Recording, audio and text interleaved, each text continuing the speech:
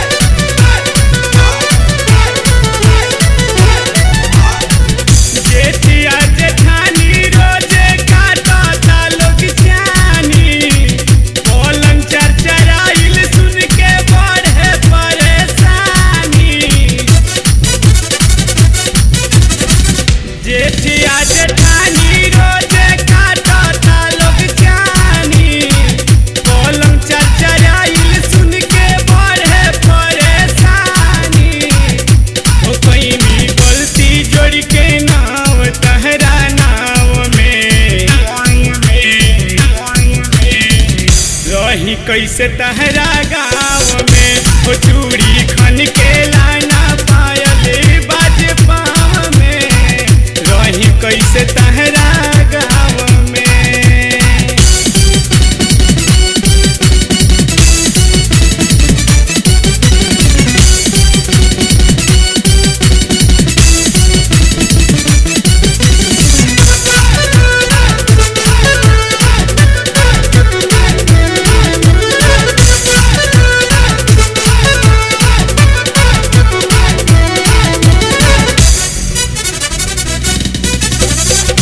बगली के हाल बाऊ में इसके साने हमें बरखेला पानी आग लाग जला दे हमें।